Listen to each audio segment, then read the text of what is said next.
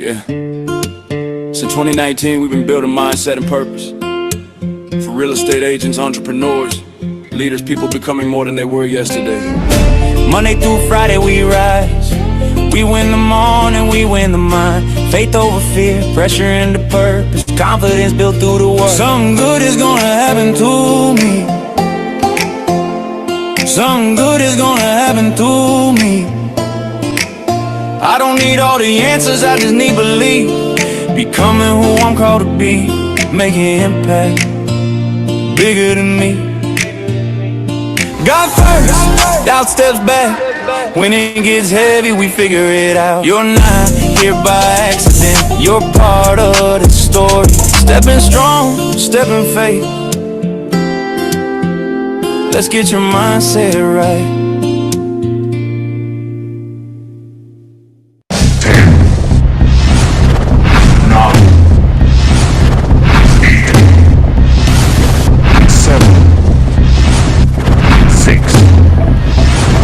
5, 4, 3, 2,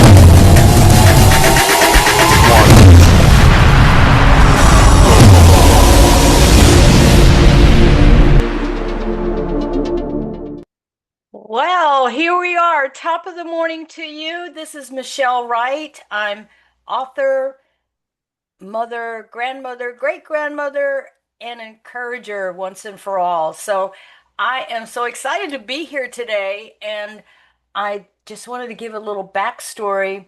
One of the things that I've teamed up with Brock on this Figure It Out Friday Authors Edition is the fact that it's very difficult, especially for first-time authors, to kind of get out there and try and figure out what do we need to do next and that type of thing. And I am just so really excited to have today's guest on today because I have watched him through this process.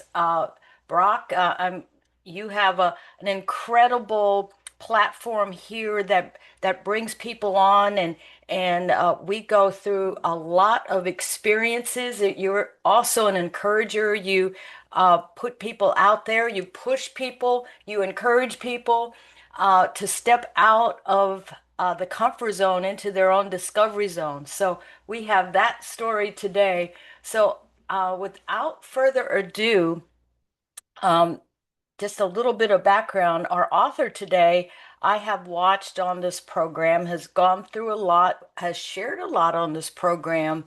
And one of the things that happened, and I'm sorry, my dog has decided that he is going to talk to the neighbor's dog next door. Let me close the door.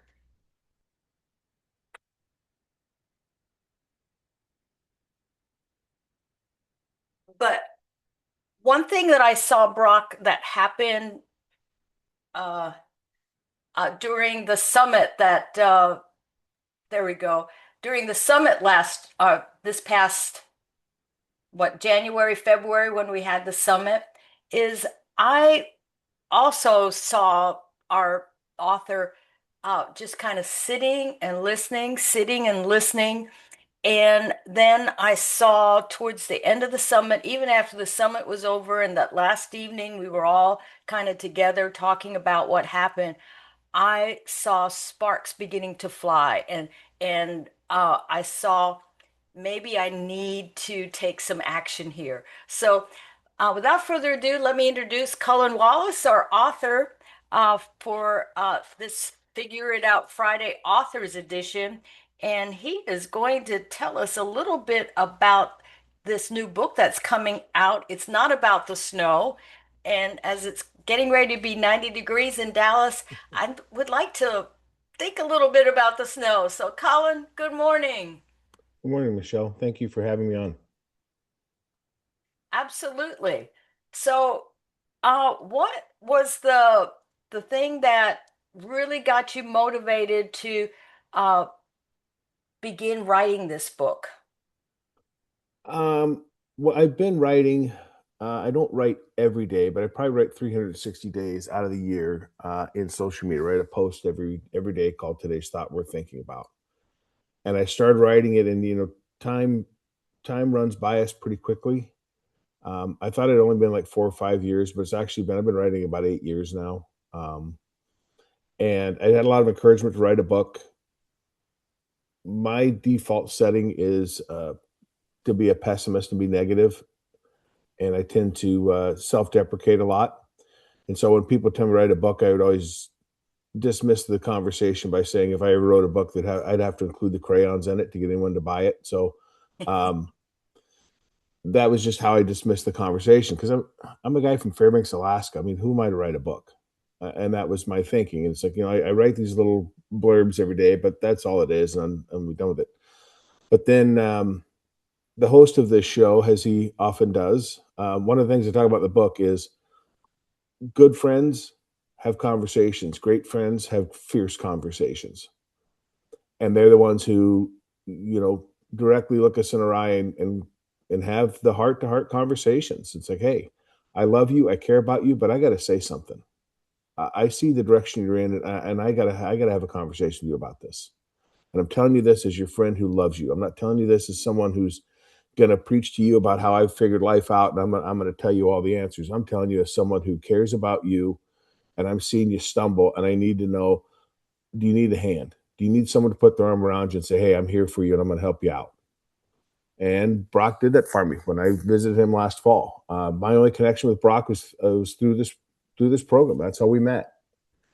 And Brock and I have become extremely close friends. There's very little we don't share with each other when we have a need. And he was very fierce with me the morning I was leaving his house. He said, you need to write this book. People have been telling you this for a long time. I've told you this for a long time. You need to write this book. So did you go right out and start writing? No, I was so my kind of my the book story came about really about I had grown up here in Alaska. I'd moved away, and most recently was living in Seattle. And I moved back here 2 years ago to help my father, who was a widower, dealing with a lot of depression and loneliness after my mother passed. So I came here to help him, and then he died last spring.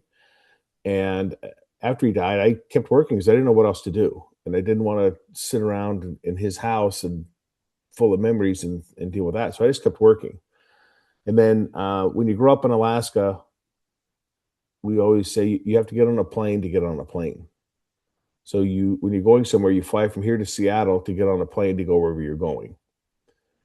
And I had a couple of trips I knew I had to make in the fall, I wanted to make. And I got to think about it, I was like, you know what?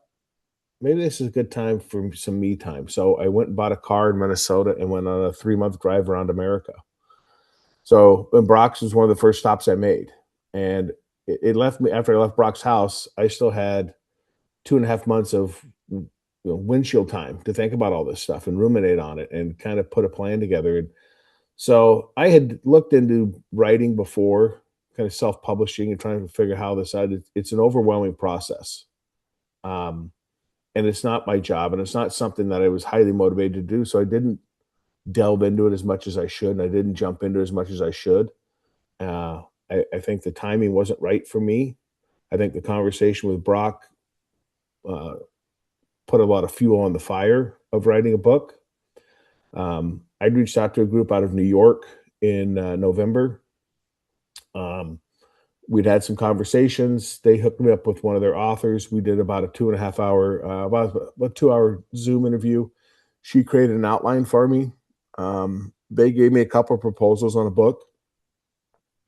And then the holidays hit, and I just kind of put it on the back burner again. And then when we were all in Nashville in January, Jim Morris started talking to me, saying, "Understand that you think about writing a book?" And I said, "Yeah, I think about it." And he goes, "Well, we'd like to talk to you. We have we're starting to write books now. We have a couple of writers on staff, and we want to talk to you." So we scheduled an interview in late January with Jim, myself, and one of his writers, Chase. And we talked for about an hour and a half. I sent the outline the other company had done for me. They gave me a proposal because I knew Jim and I liked Jim, trusted Jim. I went with his group. Then Chase and I spent the month of February. We did probably 30 hours of Zoom interviews over about a 5-week stretch. And Then we passed the manuscript back and forth. He wrote it out. He copied everything I'd written for the last 2 years in social media, so you got a sense of my voice. And then we passed the manuscript back and forth. Last Wednesday, so 9 days ago, he sent me the final draft they had. I read through it. There were a couple of changes, very minor changes I made, and then last Friday it went off to the publisher. This is an exciting story, and I think this is a place also where many authors stop or uh, hit like a brick wall, if you will. And for example, I was working full time. I had written a lot of text. My book was based on textbook messages, and I edited it probably 3 or 4 times before I sent it to a publisher. And looking back on it, I think the publisher just gave it to Chat GPT, which I wasn't aware of even existed back then. And what I got back was Chat GPT kind of rewrite of what I sent. And I ended up not using that, but going to another editor. But I think we need to be very careful and very deliberative on exactly who we partner up with.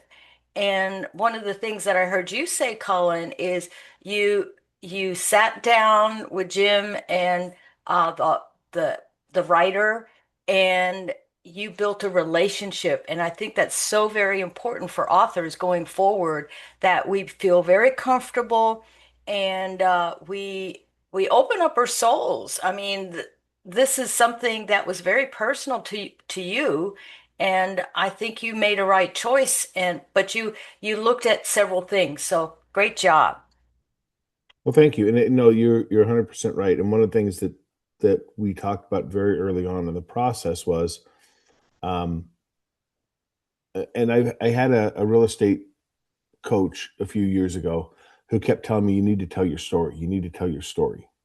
And I think for me, and I think this is true of most of us, is we get hung up on, we don't think we have a story because it's our life. We live it every day. We don't think there's anything special about it. But your Hmm. story is special because it's your story. There's no one else who has lived your life. There's no one else who's experienced what you've experienced. And we all have our own unique set of gifts and our own set of challenges that we have to overcome. And that your story is uniquely yours, and it is worth sharing, and you're going to help people. But one thing you talk about is it has to be honest and has to be true. And there were some conversations that I didn't really want to have. There are things I would rather not discuss, and certainly didn't want to see them put in a book that other people are going to read. But the whole point of it was, my story involves going through a divorce that I didn't want. Part of my story is overcoming medical issues that, left me in a place where I was in a very dark hole, and I was suicidal, and I was not in a great headspace. Um, and so the idea that Chase asked me very early on, what do you want to get out of this book? And so, of course, you want to sell and you want to have opportunities. But I said, really, if one person was where I was, read this book and said, you know what, I'm going to make it till tomorrow, then Hmm. it was worth doing. Yeah. Can So I ask one question, Michelle? yeah, go You ahead. just did. I want to ask two Here you go, questions. I want to ask Cullen. two questions. So I want to go back to that windshield that you had, because many times in life you're going to have that person, and I'm very thankful that we you chose to come to my house with the chaos, because I had my kids that weekend, and I was like, Colin, I can't promise you too much, but you're just gonna have to deal with the kiddos, and it really turned into something very special. And I'm a I'm a believer that God puts things in your heart, inside your mind, at whatever time period it's supposed to be. And I used to not react to it. And so I share this with every single one of you, that if you have something or someone comes into your heart, inside of your mind today, that you need to reach out to them and just tell them and just say whatever it is, because they probably been needing to hear it. They just didn't want to face the music. And when it comes from a different, boombox, a different voice, it resonates at a much different level. The volume is much clearer. It's much higher. And so when I sat down with you and I talked with you, I think that was like the beginning journey of it. But then you have to take action on it because somebody's going to say something to you today, all, and somebody might actually be like, you know what, I really need to talk to Livia. I need to talk to John or Christian or Noah or whoever's on here. And you got to take action on it. So, Colin, you could have walked in the car, got back in the car, and you could have, been like, F Brock. I don't know. I mean, I'm not going back to that guy again. Like, it was great and everything, but he kind of ended it on a sour note. And you could have taken that attitude and that behavior with you because we all agree it's possible he could have felt that way and he could have went in the car and carried on his next 2.5 months in misery of being like, what an asshole that guy was to say that to me. Just first time I meet him and here he is throwing this out there. Yet we get a choice on how we're going to do it. And so, as you're looking at the windshield, and we all have windshield moments in our time, and this is very important, all because I want you to lean into this, because several of you keep looking at the windshield and trying to figure it out or take action on it. But I want to dive into you, Colin, and actually, like when you're going through this windshield and you have this time, because when you're in the car, all it's alone, you don't have service. There's several times that you and I try to talk. You're like, I don't have service. I don't know, in the desert, wherever the hell you were during those time periods. And then you continue to have other conversations with other people, right? Does it sound like this is something you could do? You can all drive today and you can all have conversations with other people. How did you keep your attitude, your mindset in the right altitude, in the right formula, in the right trajectory? How did you keep it there? What made you keep it there? What kept making you get up every day being like, you know what, I do need to write this book. I do need to take this next step because we lose that as the distance because we didn't see each other again. But like, how did you continue to like, what kept you going day in and day out to do this book? Well, I think there are a couple things, Brock. I think first off is, as you and I have discussed, and we've discussed on this program a few times, is I'm a believer in what I call my 3 a.m. people, and you're certainly one of those. And how I define a 3 a.m. person is just that. If I was really in a spot at 3 o'clock in the morning, I know I can call Brock, and the first thing Brock's going to say is, "What do you need from me?" And you need those people in your life. And part of having those people is you are brutally honest. You have fierce conversations with her.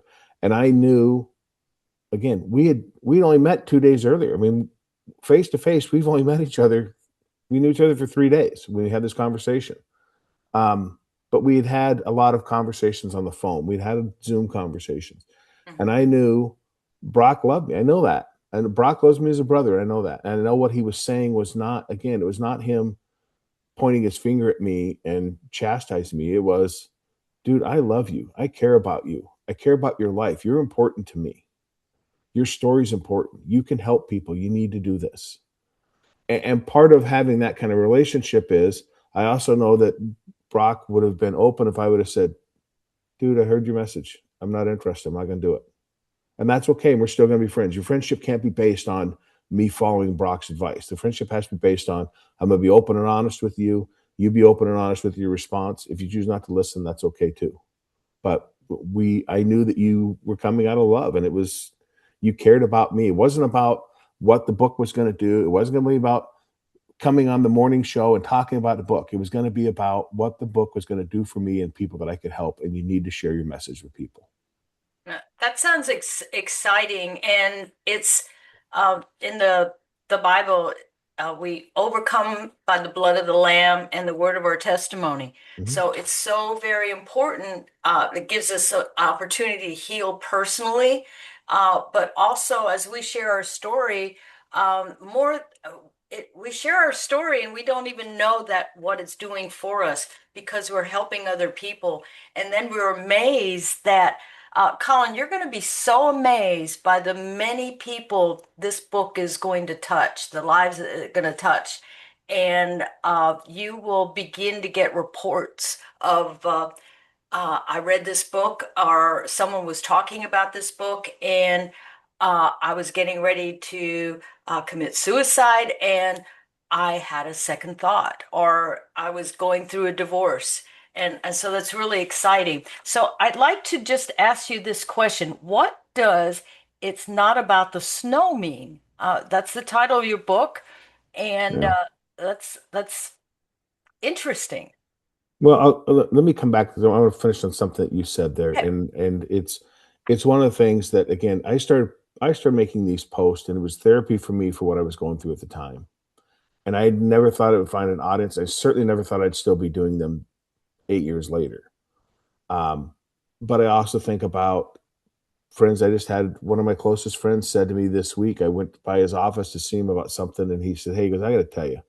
I don't know where you come up with this stuff at, but he goes, sometimes I go, that's nice. That's an interesting. He goes, there's sometimes I'm going, man, he's in my head. How did he know that's what I was thinking? Yeah. And so you don't understand the impact you have on other people. We talked this last time I led the morning show. Brock talked about how many times he'd taken his real estate exam and didn't pass. And he said, no, this is it. Last time. If I don't pass this time, I'm going back teaching school. And you think about if he doesn't pass that test, none of us are here right now Mm, because he's teaching school and this morning show doesn't exist. I'm not writing a book. I'm not doing the stuff I'm doing Hmm. because Brock passed that test that day.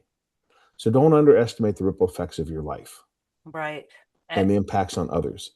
Um, but back to it's not about the snow. And I don't know why. I remember little bits of stuff. My family, when I was growing up, my family called me Doc Trivia because I remembered all these useless little facts all the time.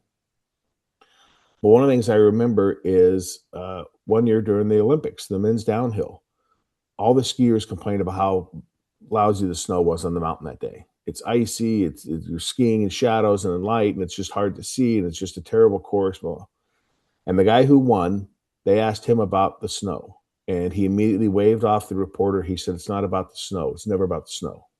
It's about how you ski on the snow because we all have the same snow." And it got me to thinking about, I know several people on here are real estate agents, and I mentor a lot of young real estate agents, and we all hear the same thing. Justine talked about this yesterday. It's a changing market. Interest rates are high. Nobody wants to buy. Nobody wants to sell. Blah blah blah blah blah blah blah. Blah da, da, da, da, da, da, da. Okay, that's all snow. I promise you, if you call your title rep today and ask them, are you going to ask them two questions? Are you closing any transactions today, and how many? I guarantee you there's not a title company in any market that's going to tell you, nope, we don't have any closings today. Nobody's buying or selling. You were right. Nobody's buying or selling today. Everything is happening. Your job is not to find excuses why it isn't happening for you. Your job is to find the people that are buying and selling. Stop worrying about the snow. Just ski on what you have. Interest rates are high. Sure they are. Market shifting? Absolutely it is. Makes it that much harder for you to find. But you know what? The good people find business. The bad people sit down in the ski lodge and complain about how bad the snow is. I really like that. And it's, every day we have a choice and to how we deal with the circumstances around us. And uh, the Bible says that God puts in front of us life and death, blessings and curses. So therefore choose life, but I also like to choose blessings. I also like to choose the things that God has for us that we have a tendency not to think about. One of the things that you presented when I talked to you about this is you had an incredible bio. How did that get written, and was that part of what you negotiated with your publishing company? Yeah, Jim has helped me with that, and it's a work in progress, and it's one like the book itself. I don't like talking about me, Hmm. because I think like most of you, it's like again, you go, it's me. I don't have. There's nothing special about me. What Tell me your story. I don't have a story. Of course you do. Everyone has a story. What's your story? I grew up. I had family. I went to college. I graduated. I got a job, and then I got into real estate, and that's my story. Hmm. And so you need someone to help kind of pull that stuff out of you. And Jim was very good at that. Jim and Chase are extremely good at that. And they helped me a ton with that. But yeah, it's like, you want to reveal enough. And I remember, again, stuff my brain remembers. And this is not as politically correct as it once was, but I remember an English teacher I had in high school who I'm still close with. Whenever someone would ask him how long a paper had to be, he said a paper should be as long as a woman's skirt. It should be short enough to get your interest, but long enough to cover the subject.